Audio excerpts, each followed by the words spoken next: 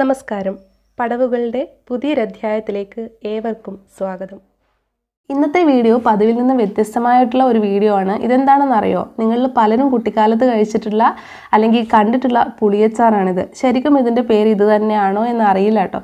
പല സ്ഥലങ്ങളിലും പല പേരുകളിലായിരിക്കും ഇത് അറിയപ്പെടുന്നുണ്ടാവുക. ഇതിൻ്റെ ഒരു പ്രത്യേകതരം ടേസ്റ്റ് കാരണം ചെറിയ കുട്ടികളും മുതിർന്നവരും ഒക്കെ ഇത് കഴിക്കാറുണ്ട്. അപ്പോൾ ഇതുണ്ടാക്കാനായിട്ട് നമുക്ക് വേണ്ടത് പ്ലം ഫ്രൂട്ടാണ്. കുറച്ച് പ്ലംസ് എടുത്തിട്ട് കഴുകി നല്ല വൃത്തിയായിട്ട് വെക്കുക.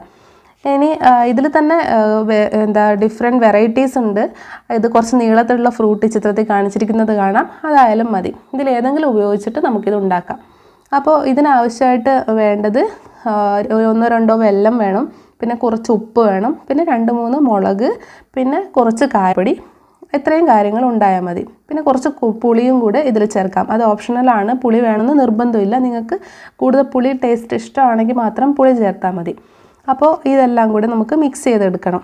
അതിനായിട്ട് ഇത് ഒന്നുകിൽ മിക്സിയിൽ അരച്ചെടുക്കാം, അല്ലെങ്കിൽ ഇതുപോലുള്ള അമ്മിക്ക് പകരമായിട്ട് ഉപയോഗിക്കുന്ന ഈ കുത്തിയെടുക്കാനോ ഉപയോഗിക്കുന്ന ഇത് ഉപയോഗിച്ചാലും മതി. അപ്പോൾ ആദ്യമായിട്ട് ഇത് എല്ലാം ഒരുമിച്ചിടാൻ പറ്റാത്തതിനാൽ ചെറുതായതുകൊണ്ട് ആദ്യം വെല്ലം പൊടിച്ചെടുക്കുകയാണ് ചെയ്യുന്നത്. എന്നിട്ട് നന്നായിട്ട് പൊടിച്ചെടുത്തതിന് ശേഷം ബാക്കി കാര്യങ്ങൾ കൂടി നമുക്ക് മിക്സ് ചെയ്തെടുക്കണം. ഇതിന് കട്ടിയുള്ള ഒരു കുരുണ്ട്, അതുകൊണ്ടാണ് ഒരുമിച്ചിടാത്തത്.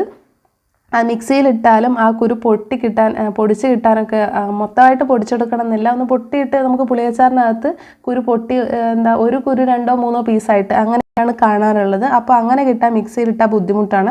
അല്ലെങ്കിൽ നിങ്ങൾ കുരു മാറ്റിയെടുത്തിട്ട് ബാക്കി അരച്ചെടുത്തതിന് ശേഷം പിന്നെ കുരു സെപ്പറേറ്റ് ആയിട്ട് ഇടേണ്ടി വരും. അങ്ങനെ ആയാലും ചെയ്താൽ മതി. അപ്പോൾ വെല്ലം പൊടിച്ചെടുത്ത് കഴിഞ്ഞു.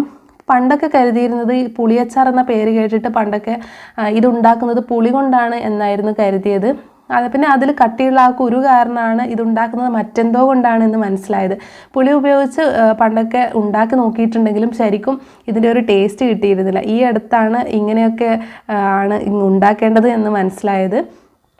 അപ്പോൾ വെല്ലം നന്നായിട്ട് പൊടിച്ചതിന് ശേഷം നമുക്ക് ഈ ഫ്രൂട്ട് കൂടെ അരച്ചെടുക്കണം. ഇത് ശരിക്കും ഉണക്കിയിട്ടാണ് ശരിക്കും ഉണ്ടാക്കുന്നത്. പക്ഷേ ഇപ്പോൾ വെയിലൊന്നും ഇല്ലാത്തത് കാരണം ഇത് ഉണങ്ങി കിട്ടിയില്ല. വെയിലത്ത് വെച്ച് നോക്കിയായിരുന്നു, പക്ഷെ ഉണങ്ങി കിട്ടിയില്ല. അപ്പോൾ ഇത് നല്ല പഴുത്ത ഫ്രൂട്ടായത് കാരണം ഇങ്ങനെ കുത്തുമ്പോൾ പുറത്തേക്ക് തെറിക്കുന്നുണ്ട്. അപ്പോൾ ശരിക്കും കുത്തിയെടുക്കാൻ നല്ല ബുദ്ധിമുട്ടായിരുന്നു. അതുകൊണ്ട് ഒന്ന് ചതച്ചെടുത്തിട്ട് പ്ലേറ്റിലേക്ക് മാറ്റുകയാണ് ചെയ്യുന്നത്.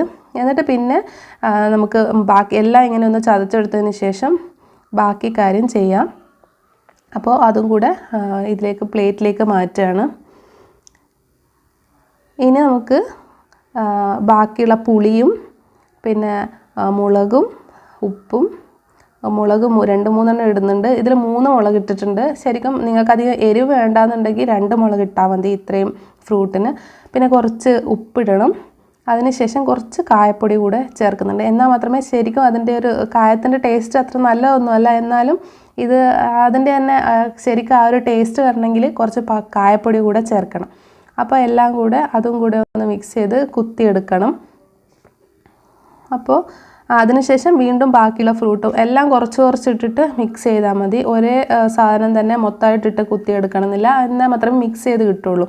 പക്ഷേ അതിൽ നിന്ന് പ്രതീക്ഷിച്ച പോലെ ഉണങ്ങാത്ത പച്ച പഴം ആയതുകൊണ്ട് അതിൽ നിന്ന് വെള്ളം പുറത്തേക്ക് തെറിക്കുന്നുണ്ടായിരുന്നു. ശരിക്കും അരച്ചെടുക്കാൻ പറ്റിയില്ല. അപ്പോൾ എല്ലാം കൂടെ ഒന്ന് മിക്സിയിലിട്ട് അരച്ചെടുക്കുകയാണ് ചെയ്തത്.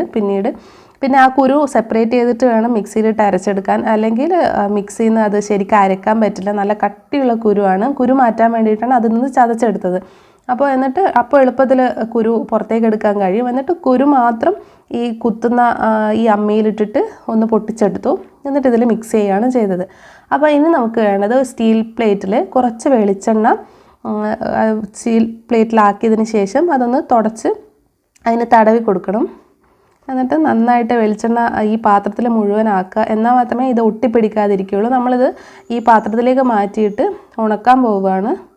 ഇത് ശരിക്കും കുക്ക് ചെയ്യേണ്ട, അടുപ്പിൽ വെച്ചിട്ടൊന്നും ചെയ്യേണ്ട ആവശ്യമില്ല. നമുക്കിത് അരച്ചെടുത്തതിന് ശേഷം വെയിലത്ത് വെക്കുകയാണ് ചെയ്യുന്നത്.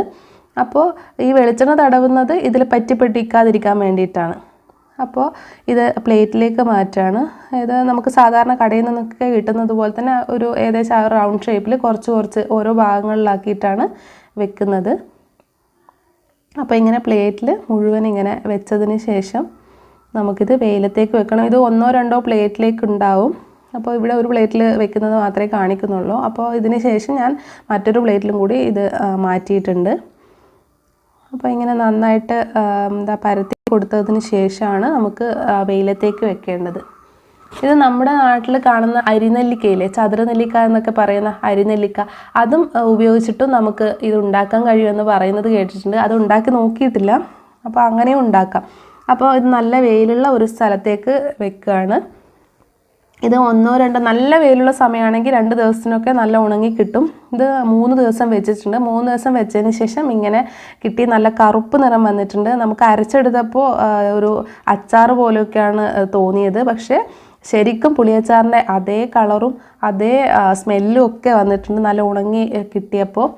അപ്പോൾ ഇത് ശരിക്കും അതേ ടേസ്റ്റ് തന്നെയാണ്, പ്രതീക്ഷിച്ചതിനേക്കാളും നന്നായിട്ട് ശരിക്കും നമുക്ക് കടയിൽ നിന്ന് വാങ്ങിക്കാൻ കിട്ടുന്ന പുളിയച്ചാറിൻ്റെ അതേ ടേസ്റ്റ് തന്നെയാണ്. അതൊന്ന് പാക്കറ്റിലാക്കിയപ്പോൾ ഇങ്ങനെയാണുള്ളത്.